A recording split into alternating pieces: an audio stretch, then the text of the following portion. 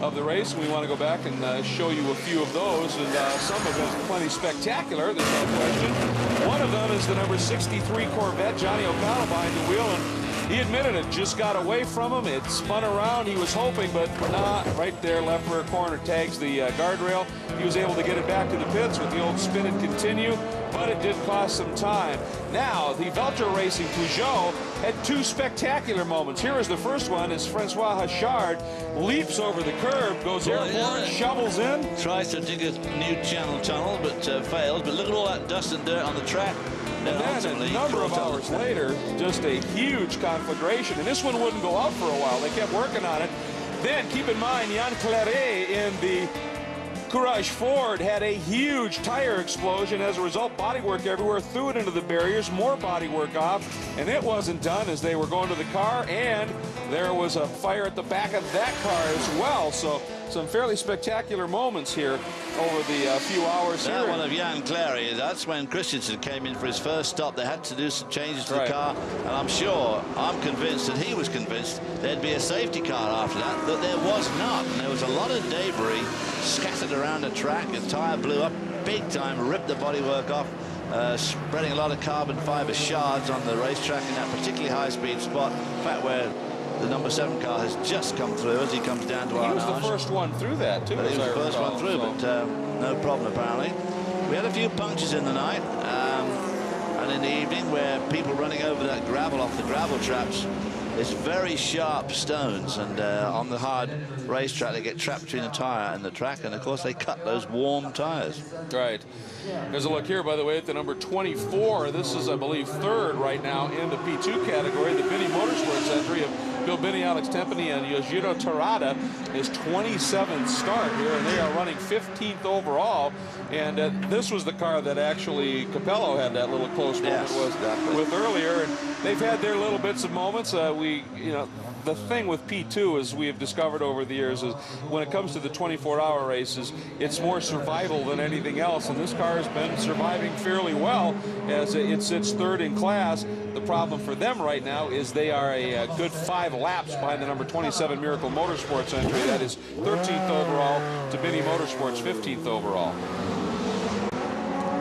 You notice Binny carries the St. Andrew's Cross on the car. He was actually born in Glasgow, although he is now a fully naturalized American citizen, but certainly is mindful of his heritage as he pulls onto the track. And once again, looks skyward at some of the clouds. And one of the things, Calvin made the comment that they don't expect any serious full rain here. But with an 8-mile track, David, one thing this track has been known for on occasion is one of those thick areas of clouds can let go on a spot of the track while the rest of the track is dry. As we have a spin here by the Seba Automotive Porsche. And well, that's right in front of the pits and just stopped. Dead stick right now. He's right at the end of the pits. 22nd overall, 4th in GT2. So this is a car that had some potential for a podium, and it has all gone completely wrong for that car. Xavier Pompidou behind the wheel. And it's a wheel that's not doing anything. Completely stopped, and no one's coming out to help it. Oh, he's got a flat left rear tire. I just caught that. I watched him, he was sort of pumping on the steering wheel, but there it is. That Dunlop is down. Now, is he figuring, is someone going to come and rescue him, or is he going to have to go the whole 8.5 miles with that flat tire? Because if he does, it's almost bound to come apart and do some damage to the bodywork. Maybe he needs Alan DeCadney in a vice grip. Man of France. Well, Alan, what the heck does he think he's doing there? Well, the question is, I mean, even with a flat tire, if he had drive and power, he ought to be able to limp it down to pit out, pull off track. Well, can he do that? Sitting there. Can he go back into the pit? He can't. No, he couldn't. I mean, but I'm just saying he could at least get off of the straight and pull over by pit out and get out of the way. But he's just sitting there, so you have to wonder if something snapped in the drive line as well with that tire failure. Yeah. We don't know why the tire's down. I mean, obviously it could have run over an awful lot of the junk on the track. I assume he's talking to somebody on the radio. Well, Calvin, we just got a glimpse of Calvin on the other side of pit wall. Calvin, you hearing anything? Well, initially the thing was just stopped. He's now fired it back up again. He's got some kind of driveline issue. I think you guys said he had the flat left rear possibly. And he's trying to turn the wheel, trying to get some drive. He can get it to roll back. Now he's gone through that sequential box there. He's got no forward drive. There is a slight uphill to this front straightaway at this stage of the game, and he's shut the engine down again, indicating he basically has no forward drive with this Porsche, and he's stuck in position right now. Well, if this were to bring out a safety car, what huge implications would that be perhaps for that battle in GT1, because the 64 is essentially on the same lap as the 009 from my understanding. It's just most of the time it shows a lap down until that brief moment when it flashes through, and then the 009 comes by. They can make up that full lap, and then it's game on. It shouldn't really bring out a safety car there. It's just about as safe a spot as you can get. They should just push it around the end of the wall and do something. A safety car right now is not what it's called for. No, and the Marshall's doing the brave thing, stepping out on that front straight and getting that car pushed out of the way. So all kudos to the volunteers that come out, and the corner workers, and the number of volunteers that take care of this. This does bring up an interesting question with the rules, because this is an assist from the Marshals. Although, let's keep in mind, the car does have an... We've seen 3 or 4 people have assists from Marshals, and trucks have pulled out the Peugeot, the Pescarolo out of the gravel twice. On the end of trucks, so obviously that's not this assist seems to be somewhat open to interpretation. The bigger issue is once they get it down to pit out, getting it back into their pit stall. You cannot throw it in gear and back up. That's an automatic disqualification. Monsieur, you cannot do that, I'm afraid. Oui, it's impossible. Let's check in with Andrew Marriott. Yeah, I'm down in the Sabar pit, the 89 pit, and they tell me the car has lost all drive. He can't get any gears at all, so that's why he's stranded. Some of the mechanics have run up there, but I think they're going to have to bring a course car out and tow him out of the way, from what I hear. So that's the news here from the 89 pit. Thanks very much, Andrew. We're watching the number 63 Corvette. Johnny O'Connell, sitting in 10th overall right now, has brought that car in, and looks like it's just going to be a fairly standard stop. Oh, or wait a minute, are they changing? They're going to go to the rear window is off, so something now. That back in the transaxle area. A lot of discussion here. This car, of course, has been through the wars today. Back on, he said. That's a tired group of Marshals right now. Push that car most of the pit lane with a say-by entry to get it out of the way, and they're putting the bonnet back on here. Get those clips done right, lads. We don't want that thing flying off at 190 mile an hour.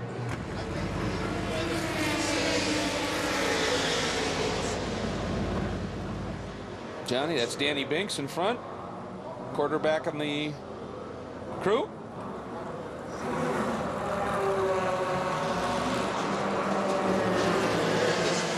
And Seba, they've got it off track right now, so that is a good thing. And by the way, we were talking a little bit earlier about Danny Binks and what they do to prepare for racing. And when Danny speaks, you tend to listen. 13 championships he's won, 75 wins. And this is basically coming into this season, including wins in Trans Am, American Le Mans, IMSA, GTP, GTU. And he's a pretty handy driver in his own right as well. So Danny knows of what he speaks. And as this car is now out of the way, and they're going to try and get it well and truly out of the way, we'll take care of that. The Corvette is back out. And the clock continues to tick here at the 74th running of the Michelin 24 Hours of Le Mans. We're going to step away for just a moment. Please do come back.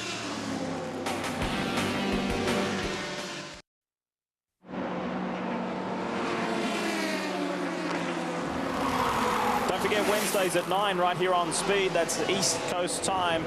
It is Pinks. Don't miss it. Pride, passion and titles are all on the line in the ultimate head-to-head quarter-mile matchups. The rules are simple. Lose the race, you lose your ride. Wednesday night at 9 Eastern, right here on Speed. Hello, everyone. Lee Diffie back with you. Dorsey's here as well. Dorsey Schrader, Andrew Marriott and Calvin Fish are working pit lane. And this is far from over. anything can still happen. You consider we've still got basically 1.5 regular American Le Mans Series races to go. Yes, there are gaps between first and second to the tune of 3 to 4 laps. However, we've got a great battle going on in GT1. There's a little spacious in LMP2 and GT2. GT2's been somewhat puzzling this year because that's traditionally where the closest competition is, Dorsey, but they've been more like P2 this year. Yeah, there've been a lot of mistakes on and off the racetrack, a lot of breakage in that class, and that's not characteristic. And normally, like you say, the LMP2 class is the one that's the most frail. And as we say that, the lead couple cars in that class are limping around with various problems, so we'll have to watch that. The great race, and we've races in GT1 between that Aston Martin and the Corvette, now on the same lap, but just barely. Well, let's talk more about those guys, because a few years back in 2003, ProDrive won with the 88 Ferrari 550 Maranello. And of course, that was the successful trio of Thomas Enger, Peter Cox and Jamie Davies. And they beat the factory vets by 10 laps. It was a resounding win. In 2004, you may remember the 66 ProDrive Ferrari of Enger, Cox and Alain Menu. But let's take a look at 2003. Boy, Thomas Enger was pumped, and so they should have been, because it was really billed as a big rivalry, and that it was. But in 2004, this car had a 5-lap lead until encountering problems with only 4 hours 15 left. That was crushing, and of course that resulted in a brilliant 1-2 for the boys in yellow. And then of course last year, the first year we saw the Aston Martins, the works ones, they had a 1-lap lead until again they self-destructed. I think he might be pitting. Yes, he is. The leader in GT1 for an unscheduled stop. And the Corvette leads GT1. Hang on a second, because we've got a problem with the Aston Martin 59. Sarthe has got, I think, a left rear puncture. 15 American drivers came here, and look at Doug Feehan. Yeah, God bless old Doug. Look at that, with the old stars and stripes. And you can't, for those of you who know him, you will understand what I mean, but you can't express how much this means to Doug Feehan, how much he puts in, he and Gary Claudio, and those guys in yellow, black and white. Race leader is in. This is the 8, Joost Audi. And again, just highlighting those ProDrive results for you. Can they get their second win? Their first in an Aston Martin here at Le Mans. Race leader is serviced and gone. Beeler at the wheel. Been watching this car lead for the last half hour or so, and one thing I picked up on is that it's running less revs now. They're short shifting the car, getting into top gear about where we are on the front straightaway, meaning that they're very comfortable with the lead they have, and they're not taking any chances. And in 3 3/4 hours time, this man here, who literally is Audi family, Frank Beeler, you don't think about Frank Beeler with any other mark other than Audi, and he could be a 4-time Le Mans 24-hour winner. What an accomplishment that would be. And down to earth, so down to earth, as the 63 Corvette comes in again. Calvin is standing by, and these guys have just had a race to forget. They have not given up, they have not stopped work, but boy, it has been a frustrating one. Would you agree, Cal? Absolutely, Lee. I mean, it's just one of those races that you typically get in a 24-hour race. All those little niggly problems, the occasional driver error, but to win this class, you need to be pretty much flawless. Now, before we heard some problems in the rear end, we saw the deck lid come off on the previous stop. Johnny O'Connell still behind the wheel, and Danny Binks said that the gearbox temperature had just gone off the clock. Johnny can still get all the gears in the car, but right now there is that nasty burnt oil smell coming from the back end of this car. They're going to take it into the garage area, pull it apart and see what they can see. Now, this class no different to the LMP1 cars, where the gearbox cannot be changed in its entirety. They have to literally pull that gearbox apart, see what the problem is, maintain the original casing that the car started the race with, and then try and fix it. You are allowed to change it after the warm-up, after qualifying, but once the race starts and you see that green flag, that piece of kit cannot be changed, Lee. You know, surprisingly, Calvin, they pulled that rear window out like they were looking at the third member, or the independent rear suspension rear end, if you will.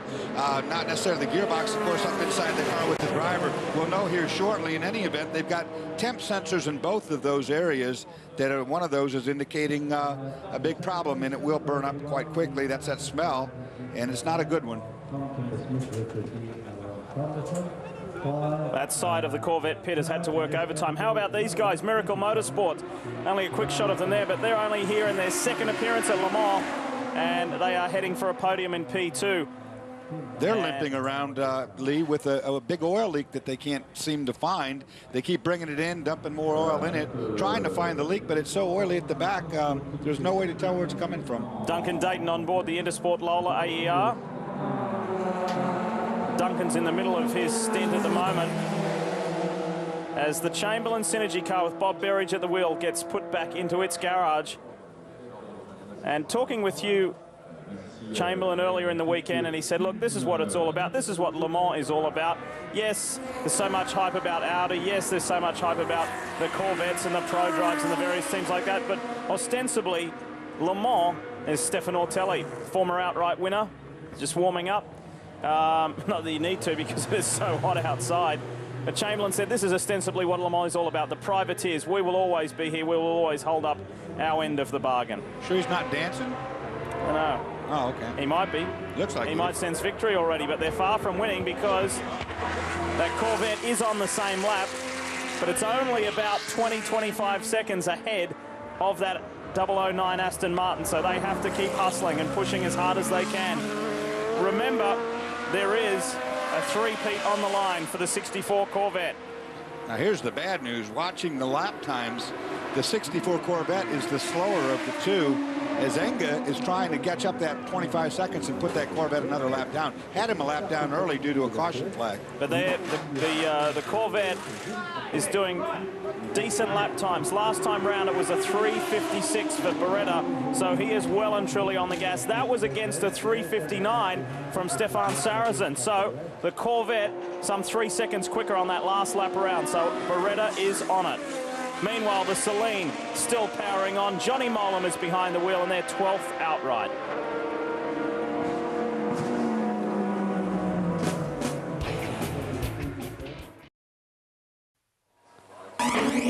Speed's coverage of the Michelin 24 Hours of Le Mans is brought to you by the all-new 2007 Lexus ES350, the car that asked, is it possible to engineer desire?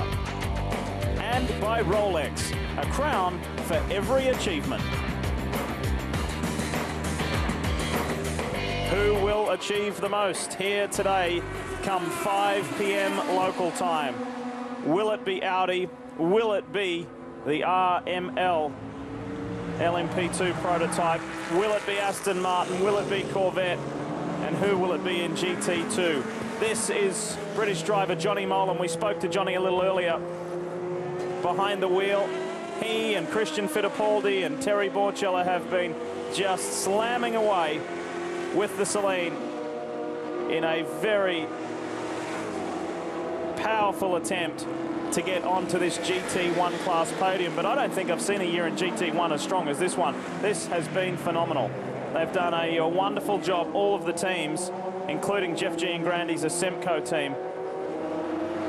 And Johnny, who's running a program, mixed program this year, a little bit in Europe, the majority in the United States, and has become a familiar name to us here on Speed Channel in sports car racing. Andrew Marriott, what do you have for us?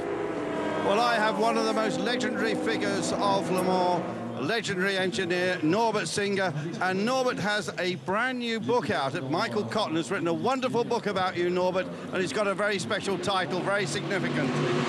Yeah, the title is 2416, which means 24 hours and 16 wins for Porsche. And I was, in some parts, I was a little bit involved. In others project, I was a little more involved. Now, the book covers your whole career, not only about Le Mans, but about the Indy days, about your early beginnings and how you got into motor racing. And it's a wonderful tale. But what was the most favourite period of your racing career? Well, of course, it was the most successful years with the 956 and the 962s. When we started in '82, and we had this fantastic win, 1, 2, 3, here at Le Mans, and we could repeat that win several times, even with customer cars. So it was a wonderful time. And now, of course, we're hoping that Porsche are going to come back with the prototype. These days, you probably aren't able to influence that anymore, but it'd be good to see. And Porsche have done a marvellous job with the LMP2 car, winning in America just the other day. Yes, this car is fantastic, and some circuits like the Mid-Ohio or Houston, it's very suitable for that car.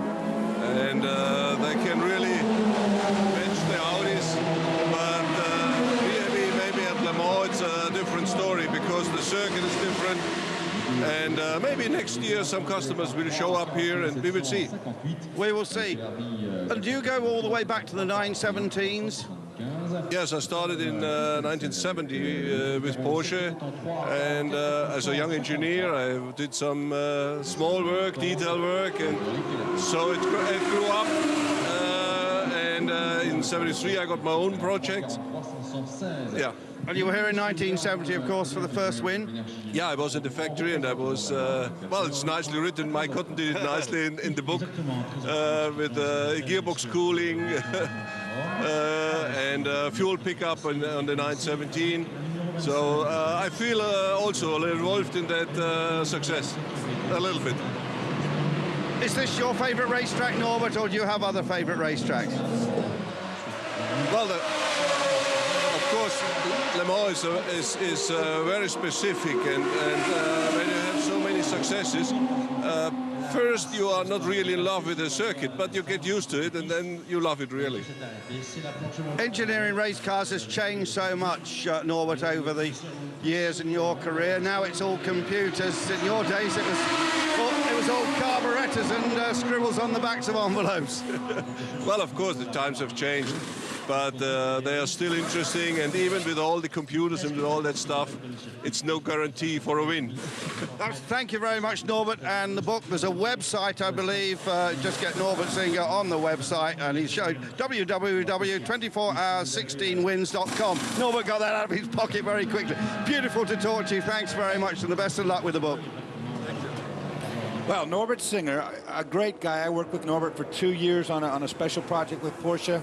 A wonderful man, a very knowledgeable man, and the want and desire to win is very deep in him. Look at the urgency here in the Corvette camp, going to work on the 63 team as they go hard at it, just like Pescarolo. Duncan Dayton's still in the Intersport Lola as well. His day is not done, while the Corvette boys are going to work, and it is hot and hard.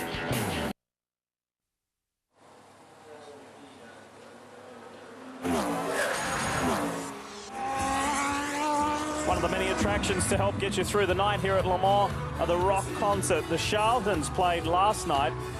We've had many famous performers over the years, Jamiroquai of recent times, but it was these guys pumping it out last night to a huge crowd. Welcome back. There is the 7 times winner, Tom Christensen. Highly unlikely that number 8 will come today, but we have still got 3 hours, 20 minutes remaining, and they will not give up, just like the Corvette boys. Check this out, Dorse. Got the gearbox down there on the ground. Look how black that oil is, burnt up gear oil. That smells bad. I can smell it from here. I'm just kidding. But I bet Calvin can smell it. Yeah, it's pretty ugly down here, mate. They got these big fans blowing as Danny Binks and the boys go to work on this. They've also got some help from the X-Track boys as well, so they're not giving up here. David spoke earlier about the mechanics and what they'll do here. This is not a points chase, remember. There's no points that carry forward to a championship, so this is all for pride in trying to get another one of these yellow Corvettes to the checkered flag this afternoon. And as we talk, the 64 car is in, which is just trying to chase down the Aston Martin. They're running on the same lap, essentially, but Olivier Beretta jumps out, and right behind them, about a 10-second spread, the 009 is in, and it's going to be Ortelli jumping in there. Remember, he is a man who has won this race overall with Alan McNish back in 1998 in a Porsche. probably led by Norbert Singer that year as well. The Corvette team changing tyres, fuel is in. It's going to be Jan Magnussen now going to try and lay down some laps here and see if he can just tease that Aston Martin into making a mistake. He ran some 51-second lap, 351s during the night, a couple of seconds faster than they qualified at, so there's a lot of speed in that Corvette. But when you're almost a lap down, you need some help from some friends. And those boys look like they're in pretty good shape here with the green Aston Martin. And you can hear the audio there of the Corvette departing pit lane. And here goes the Aston. So the race is still very much on. Corvette versus Aston Martin. If you've just joined us, the sister cars have experienced their problems right on cue. Corvette, this is the Corvette 63 of Johnny O'Connell, Ron Fellows and Max Pappas. And their weekend got off to a bad start with a spin right in the early stages of the race, contacting the barrier through the Porsche curves. I saw Johnny O'Connell at about 3:30 this morning, and he was still pretty flat, pretty down. He said, I just don't know what happened, whether I made the error, the car just got away on me. I don't know what happened, but it was a real bummer. But we will keep pushing on, and that's what the team's doing. We think he possibly moved over. We saw the Audi coming. We asked him about that. He said, no, I didn't really move offline, and I don't have any excuse. It just got away from me. Well, we have had multiple American teams retire from this race as we watch the Pescarolo Sport. Good news is we've still got the Flying Lizard boys in the race, and Californian Pat Long joins us now down in pit lane. Hi, Patrick. Lee Diffie and Dorsey Schrader here, and I know it's been a tough one for you guys. For the viewers who have just joined us, maybe just walk us through how your race has been thus far with 3 hours 20 to go. Well, it's been up and down from the beginning. These Flying Lizard guys have never given up. This Porto Pleo car has been really solid all morning and into the afternoon. Unfortunately, over the evening, we had a few mishaps and ended up in the gravel trap and couldn't get the thing restarted and spent about an hour in there, but they never gave up. They were on the cell phone and on the radio, and they got Seth back going, and Johannes and I have just been chasing it down, and we're looking for a podium. We're pushing hard and having a lot of fun. Well, you're fourth at the moment. Johannes van Overbeek is in the car. And for those of you who have just tuned in, Johannes fell off his bicycle earlier in the weekend. He's got 2 stitches in his left eyebrow, 1 in his ear, and a big patch on his shoulder. How has that gone for Johannes, Pat? It's been mentally tough for him. I know it's physically tough, but I think the mental part of it, of having to sit out most of qualifying and get into the car not knowing how he was going to feel. His shoulder was pretty bruised up, but he's done a great job. He's really fit and ready for races always, so I think that really showed, and it's played out. So he's been a great teammate, and Seth's doing well also, so it's just been pretty awesome. You've turned some amazing lap times throughout your stints. Johannes is doing a pretty remarkable job at the moment as well. He's doing laps some 22 seconds faster than the cycle Porsche that leads the class. But you guys are chasing the 430 Ferrari of Scuderia Ecos. Go down and steal some of their wheels that are getting ready to put on, or do something. Yeah. We need you on that podium. We're pushing. I think we're going to be there. So thanks for all your guys' support and for everybody back home watching. Our director, Terry Lingner, just said to me in the headsets, look at this guy. He doesn't even look tired. Are you tired, mate? Not too bad. Not nearly as bad as the year before or my first year. These Porsche doctors have been working as hard in the off-season and during this season. So feeling good and ready to push forward. Well, you know that America has just woken up. They are watching, and we're all wishing you well. Go get them. Thanks, guys. Pat Long from Flying Lizard Motorsports, and we really will follow them closely and wish them well. Andrew has more. Yes, I'm just at the back of the Aston Martin pit trying to get hold of Stefan Saracen, but he's just in a debrief. I'll put my teeth back in. A debrief with George Howard Chappell and stripped down to his cool suit. I'm going to dive in and see if I can just get a few words. Stefan, can I just grab you a second? Fortunately, we can't get the camera down into this area. Very good run that last stint. Yeah, it's okay. We have a very good car. We carry on, and we try to keep the same pace on Corvette, and it's okay. We have nearly 1 lap advantage, so keep going, and I hope the car will be okay until the end. Now, I'm not sure these days if you're a racing driver or a rally driver, because you have been driving the factory Subaru. Yeah, I'm both. I'm doing a rally in the World Championship, but not enough rally. I'm doing only tarmac, so I want to do gravel, but at the moment I don't do so. I wait, and I'm very happy to drive this car, Aston Martin. It's a very good car. It's a big opportunity for me. It's a big chance, so I'm very happy, and I hope you will stay like that until the end. It's fantastic for the team. Thank you very much indeed. Thanks to you. Stefan Saracen, former F1 pilot. It's his 5th turn at Le Mans 24 Hours, and only his second time, Dorsey, in a closed cockpit car. His first three were in, look at Danny Binks, we're in prototypes. Look at Danny and the boys. You talk about hands-on, boss. There you got it right there. He's all the way knee-deep in there. I think probably bearings out on that gearbox. They've stripped it right down to the case. Right now they're knocking what I think is the bearing on the main shaft that probably started to fail, increasing the temperature of that oil that they picked up on. And that's a big rebuild going on. Let's bring you up to date on how things are going in the race. Frank Bieler just coming into shot right now. The three-time Le Mans winner, DTM veteran, Super Touring champion, American Le Mans Series champion. You name it, Frank has done it. He leads in the number 8 R10 Audi, the diesel-powered machine, by 4 laps over Frank Montagne's. The 007 comes in for ProDrive, and Tom Christensen is in 3rd place. We'll keep an eye on this ProDrive stop. While in P2, it is still the Ray Malek Limited MGAER that leads the way in that class. But we have an American team in 2nd place, and that is Miracle Motorsports with John Macaluso, Andy Lally, and Ian James. We wish those guys well because they are hanging in there.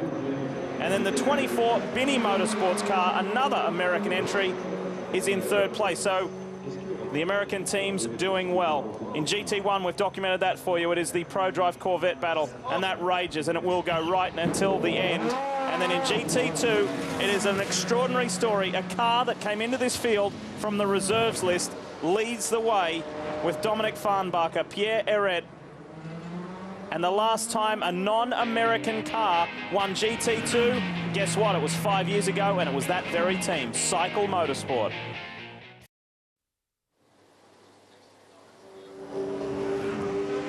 Thanks for getting up early and joining us. Speed's live coverage of the Michelin 24 Hours of Le Mans, and that is one of the signature scenes, the famous Ferris wheel here at Circuit de la Sarthe. And it's relocated. It hasn't always been there. It used to be up around the back of the Dunlop Bridge area in the Dunlop Curves, and now it's relocated to a much more convenient position as we update you on our LMP Prototype 2 class and where they stand. And the Lally Macaluso car and Ian James, they currently sit 2nd. They're well placed. Bill Binney and his men, including in that car, is Yojiro Terada, who is in his 27th Le Mans start, which is quite incredible. And Alan Timpany is in that as well. The Intersport gang, well, things haven't gone as planned there because they've had quite a few dramas, and they continue to be so. Its car is travelling slow on track. In GT1, Terry Borchella is currently 6th there, and Johnny O'Connell a little further back. But as we know, just how well that Corvette is running from Oliver Gavin, Jan Magnussen, Olivier Beretta, because they are in the hunt for their 3rd consecutive win. And then GT2, well, a lot of stories to tell here, that's for sure, because Gunnar Jeanette, Tom Milner Jr., the 20-year-old in his first appearance here, the car, unfortunately, ran out of gas out on the circuit. We also lost the Peterson White Lightning Krone entry earlier on too after a little hiccup while Jörg Bergmeister was pushing very hard. So for Tracy Krone and Nick Johnson, their day was done. We spoke to Dale White shortly after that, and he was pretty devastated. And look at that. There is the gap. And that's from within pit lane. And there is nothing between these guys. Do you remember we said it right at the beginning of the show, almost 24 hours ago? This is one of the contests in this 50-car field. The iconic American marque in Corvette up against what is an engineering powerhouse in ProDrive. And this is a very interesting story too, Dorsey. The Radical with the Judd power plant, Martin Short's men, Joao Barbosa. First, this is a one-off car. This is the only one in existence at the moment, while Radical will build more, but it's a beautiful, beautiful car. And they've done really well their first time out. It's a very controversial car and doing really well. 29.5 seconds, of course, is between the two cars, the Corvette here and the Aston Martin, but it's not for position. It's to put the Corvette a lap down. If it should catch up, if the Aston Martin catches that Vette, they won't be on the same lap. So what he needs right now is a caution lap, a caution car. Jan Magnussen is lapping 5 seconds a lap faster than this car. So little Jan is into it. 3:54-minute lap, plays a 3:59. So the Corvette has the pace on the Aston Martin at the moment. But the Aston Martin, not this one, the 009, has that almost a lap advantage. And they wouldn't have told him that 29-second thing if it wasn't the order to go run him down and put him a lap down. Sure, That's absolutely. exactly what's going on there. There's a race on. And think about ProDrive. Think about how diverse this company is. They have a finger in so many pies. This beautiful Aston Martin DBR9 and their sports car program. They're involved in V8 supercar racing in Australia with the Ford Performance Racing Organisation. Of course, the World Rally program with Peter Solberg and Chris Atkinson with the Subarus. And of course, Dave Richards was granted the 12th license for Formula One. And the good news for the people back in America is that these cars are now going to be allowed to run the rest of the series. So they will be in the United States. If you haven't seen these beautiful cars, you'll be able to. This is close between those guys. And this pictures from our new World Feed partner. They're showing us everybody who's gone home. Those who have closed the garage doors. And that signifies... I think there's some bored cameramen down there, just to be frank. Wow. So, yes, a familiar sight. And Frank Bieler has got by the 007. And once again, Speed Channel aren't in control of these pictures. We are at the mercy of the World Feed that sometimes go a little astray. Needless to say. You and I haven't really lost our minds, have we? No, I thought I did there for a moment. It was getting close between Frank Bieler and the 007 of Thomas Enger. And speaking of close calls, take a look at this. First up, it was within the first hour involving the two Audis, first and second. Look in between them, though.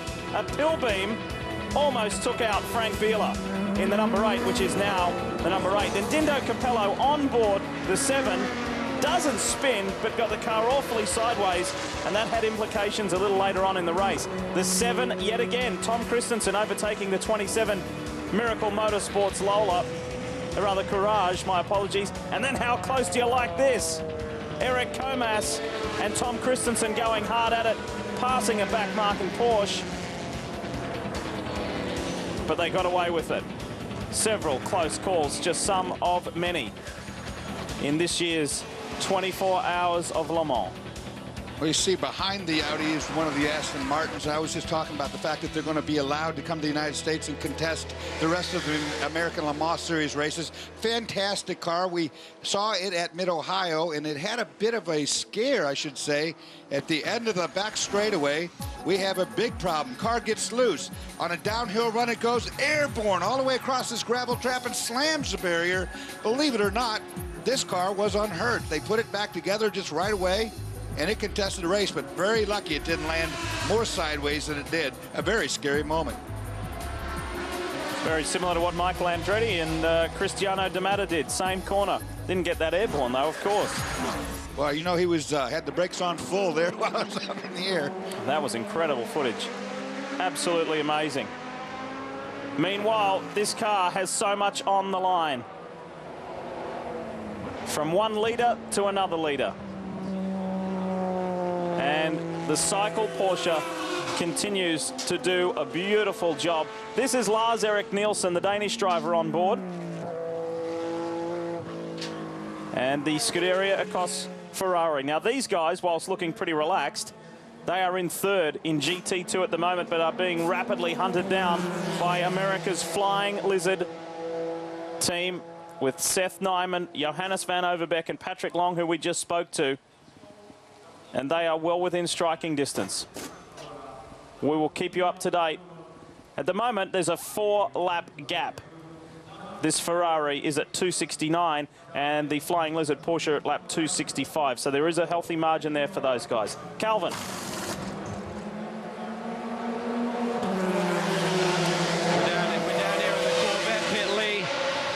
And Doug, if we were over in the States in the American Le Mans Series, we'd just be gridding the cars right now, getting ready for a full race. And we think we're at the end of this one. So even though you're almost a lap behind here, there's still a long way to go. Can you pull this thing out and get your third consecutive victory the same, boys? Well, I can tell you what, Calvin, we're not planning on giving up. That's an absolute fact. Oh, yeah, you can see right now we're picking up 3, 4, 5 seconds a lap. I think we got 3 hours left. You know, that's 15 laps an hour, 45 laps. You only have to do the math to say with anything going on at all, baby, we're going to be there at the end. You can count on that. Team Corvette doesn't give up. You talk about that, Doug. Right behind us, we've got Danny Binks and his team with the 63 car, pulling a gearbox out of a car. Obviously, with the new regulations that they brought in, you can't change the complete gearbox. Otherwise, that thing would have been out of here probably about 20, 30 minutes ago. But why do you continue? This is not a points chase. There's just so much pride on the line when you come over here. You want to see both cars get to the checkered flag? There's no question, Calvin. That's the whole deal. This is Corvette racing. This is America. This is our 7th trip here. This will be our 14th car. We've never failed to finish a car. I'm keeping my fingers crossed. That's a hell of a record. We plan on keeping it intact. All right, mate, it's great to watch. Thank you. We enjoy it here, too. And all right, let's go down to Andrew. Now, Calvin and I can update you on the American LMP2 cars. Both the entries have got problems at the moment. The 33 car here, they are changing the turbo, and that's always a very tricky job. A bit more complicated down at the 27 car, the Miracle Motorsport. They have a problem with the lights flashing on and off. They've been warned by the stewards that they may have to bring the car in. They have prepared another piece of bodywork. I talked to Mike Gouet about that. He says, well, at the moment, the lights are on all the time, but there must be something a little bit loose. So they have prepared another piece of bodywork in case the lights start flashing again. So we'll watch out for that one, but certainly down at the Clinton Field, Liz Halliday, Duncan Dayton car, this has been a long, long 24 hours for them. The boys hopefully will get the new turbo on in about another 10 to 15 minutes. They were hopeful of victory, Andrew, weren't they? But it's not going to work out their way. And in that LMP2 class, as we near 2 p.m. local time, Bill Binney's team is just 1 lap away from stealing second from Miracle Motorsports. And the Corvette boys have not given up. This will be an interesting finish. Stay with us here on Speed.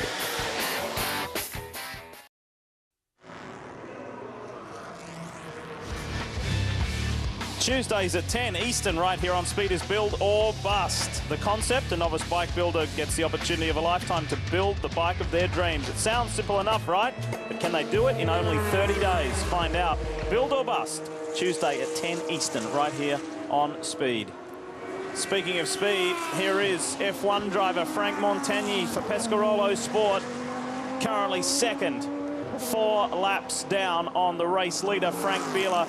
And this young fellow has been a standout this week because, as we see our overall race leader, both he or Sebastian Loeb don't really need to be here if they don't want to. They're driving at their respective categories' highest level in motorsport, but they have been here, they have been pleasurable, they have been well-mannered to the media, and on track, just superstars. They have done a wonderful, wonderful job, both those guys in the 17, including Eric Ellery.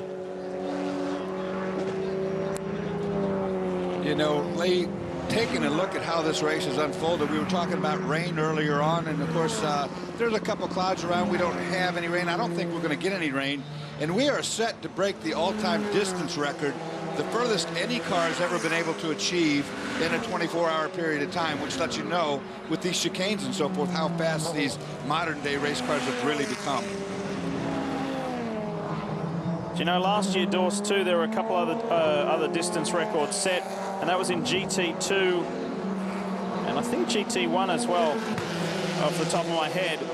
Yeah, that's correct. I'm just checking my notes right now. Last year, GT1 and GT2 records, as far as distance, were set by 2 American teams. Obviously, Corvette with Ollie Gavin, Olivier Beretta, and Jan Magnussen, and the overall winners in GT2, which were Leo Hendry, Mark Lieb, and Mike Rockenfeller. And speaking of Mike Rockenfeller, just wanted to update you that at the Nürburgring 24-hour, they're at the 23-hour mark, and Lucas Luhr, Mike Rockenfeller, Marcel Thiemann, and Timo Bernard lead the way. So an hour to go, and those boys, who we all know so well here on Speed, lead the Nürburgring 24. And I don't think there's a category for it yet, but I would be pretty certain to think that this is probably going to be the best fuel mileage obtained. Also, as we see big breaking news there. As that is massive. That is massive news. That's the 009 going into the garage. Doug Feehan and the boys will be paying keen attention to this. Wow, this is huge. This is the GT1 leading car. This will get the Corvette boys into contention fully.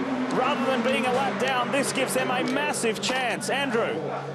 Yeah, I'm down here. There's a bit of a scrum. I haven't found out what the problem is yet. They have wheeled the car back. They're looking at the back of the car. They're looking in the cockpit. They've got, I think it could be engine related. Just take the hood off here. And they're shining torches down in the area of the fuel injection. But they also are looking in the cockpit area as well. Guys, I'll go back upstairs and then I'll just talk to a couple of people and come back and tell you what the problem is. Wow, this is quite incredible. This will make it 3 years in a row. Of course, they won in 2003, but in 04 and 05, and this is even closer to the finish than what it has been in the past 2 years. They have stumbled whilst in a dominant position. 2 hours and 55 minutes from the end, and this could be major, major trouble we're looking at. The Corvette C6R of Jan Magnussen is about to go into the lead of the GT1 class. We heard from team principal Doug Feehan saying, we will not give up. Well, that is obvious, and now the ProDrive boys unexpected to go to work. Bit confusing here, Lee. I mean, there's not a lot of thrash going on. They've pulled the tires off the front of the car, they've got the hood off, but nobody's really directly working on anything. Doesn't seem to be any clear direction, does there? Andrew, you got any more?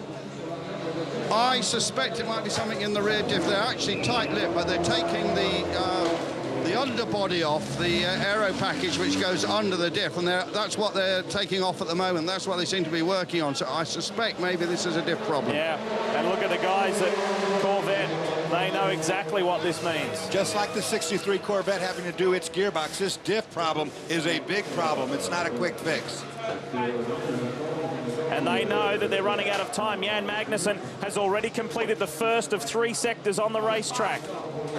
Keep in mind that the 09 has led the 64 Corvette since hour 7. This is an incredible turnaround at Circuit de la Sarthe.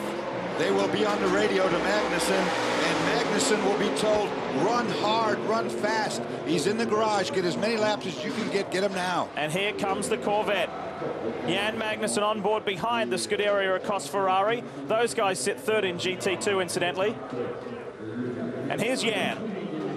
Was part of that Peugeot's 10th anniversary celebration earlier in the weekend with Dr. Don and the whole gang. All of the drivers who have driven for Peugeot's here at Le Mans celebrated the 10th anniversary. And how hard do you think the ProDrive gang are working right now? They know that this yellow Corvette is looming.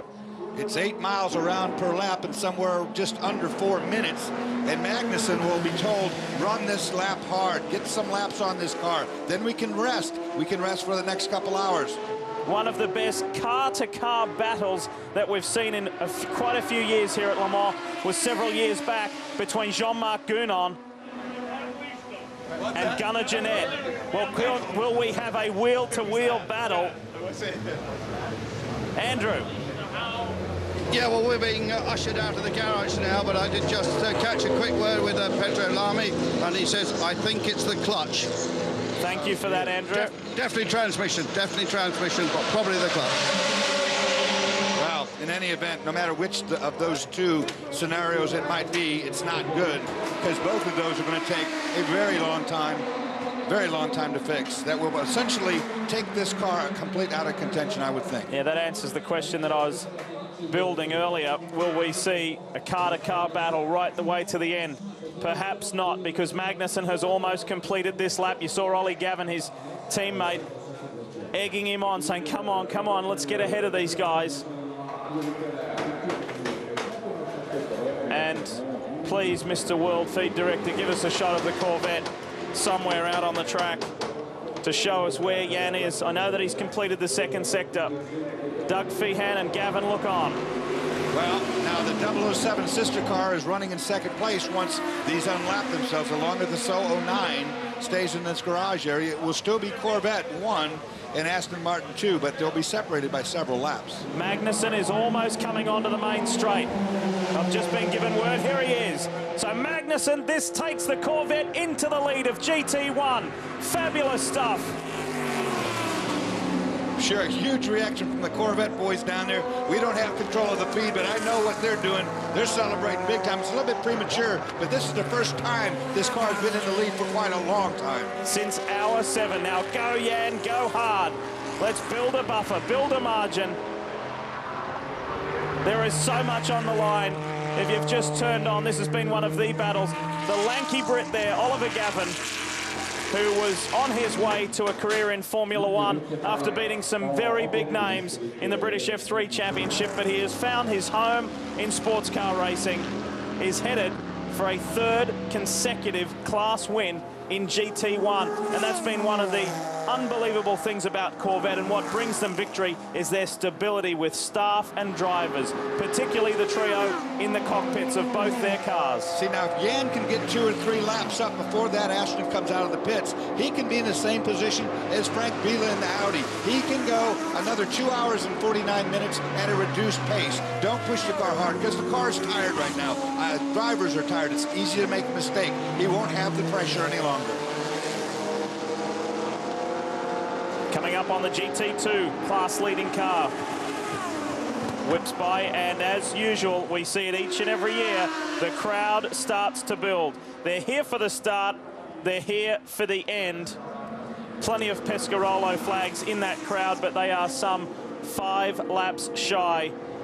These guys could well be celebrating big time in 2 hours' time.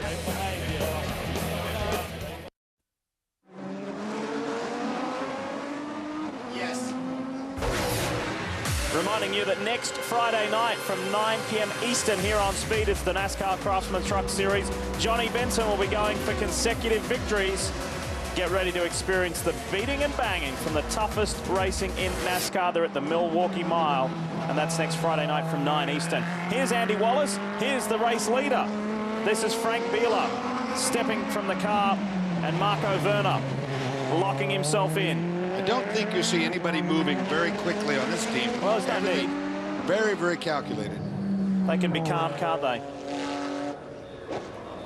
Well, as Calvin Fish takes a well-earned break, we welcome Brian Till back to pit lane. Brian, what do you see down there?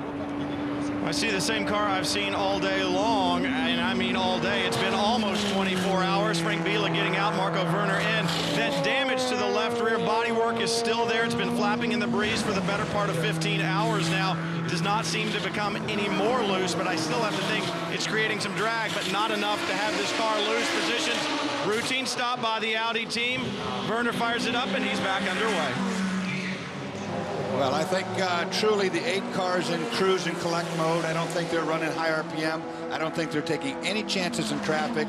It is run a very good race for these boys, and they're not going to throw it all away now as Andy Wallace comes to pit lane with the lead LMP2 car.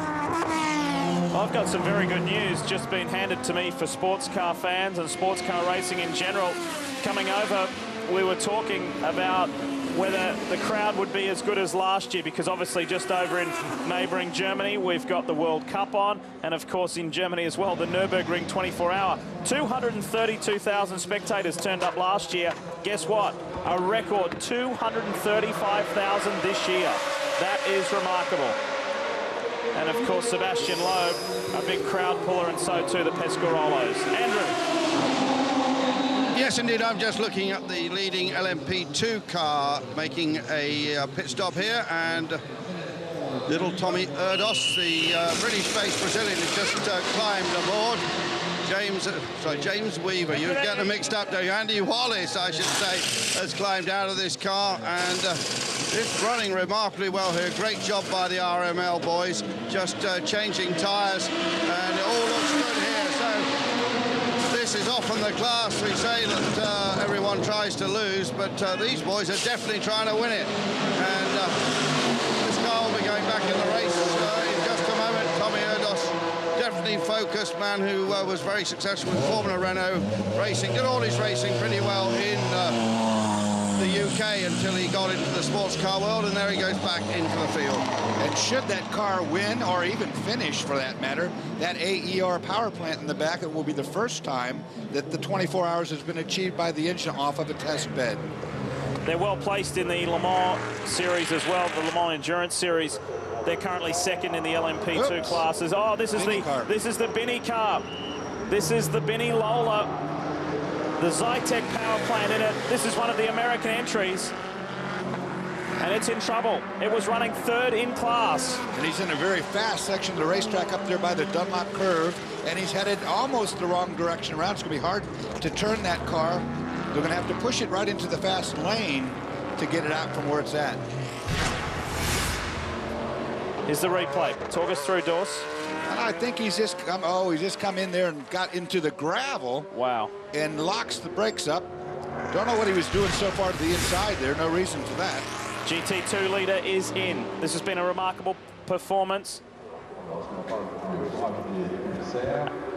This is an amazing performance. A car that wasn't even supposed to be racing here only got to race, as we've said several times, because the car that was coming had a huge accident and could not be repaired. This is an alternate car brought in, and it's been dominant. You may remember that I said several commercial breaks ago, this team, Cycle Motorsport, were the last to win GT2 that weren't an American team. American GT2 teams have dominated here for the last 4 years. You have to go back 5 years before these guys stood atop the GT2 podium. Lars-Erik Nielsen has done his job. Driver change. And you brought up the point before, Lee. GT2 is normally the class that runs like a sewing machine. Oh, absolutely. They just don't break down. They don't have any trouble. Not this year. This has been nothing but a really filled race with breakages and so forth on these GT2 cars. What has been enjoyable this year in GT2 is how they've been mixing it up a little bit. We've had so many different types of GT2 car leading, as opposed to just the typical Porsche dominance. In saying that, of course, it is still a Porsche that leads the way. Stay with us. So much more to come here on Speed. 2 hours, 40 minutes to go.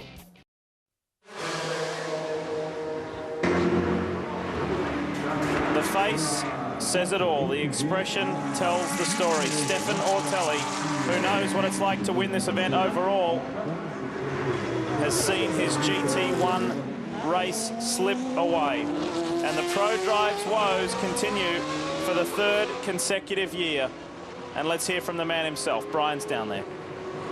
Well, Lee, Stefan Ortelli, unfortunately, this is a 24-hour race. We're coming up a little short right now. Is the car fixable? Will it get back out? We have a clutch problem. It's no doubt we can fix it. We just, I think, losing crucial time now, and that's the race. You know, it's a mechanical sport. You can't do anything about that. Well, tough luck once again for the guys at Aston Martin. You heard him say we're losing time, and he paused because I think what he wanted to say was we're losing this race. Yep, that's obvious. The Corvette of Jan Magnussen, Olivier Beretta, and Ollie Gavin now have a 4-lap lead. And I said a few moments ago, their hard luck continues. Just look at this, 3rd consecutive year. Well, if the first 2 years weren't tough enough, look at this, under 3 hours to the checkered flag. That is brutal. And in one more lap, they'll lose 2nd place as well to the team car, the 007, only 1 lap now away from taking the 2nd spot. As the Pescarolo Sport leaves pit lane, it really has been an Audi Pescarolo battle. That continues on. If you're just joining us, welcome to Speed's live coverage. Marco Werner, last year's winner here at Le Mans, won in an American team car. It was the ADT champion Audi. Dave Mirage's boys scored victory. Marco Werner, Tom Christensen and JJ Leto. Well, Werner's on his way to another Le Mans victory with a 4-lap lead over this car's sister car, the 17 of Frank Montagny and Tom Christensen, the 7-time champion. Now here is another American team, the Flying Lizard boys, in for their stop. And I would say Johannes van Overbeek has handed over to Patrick Long.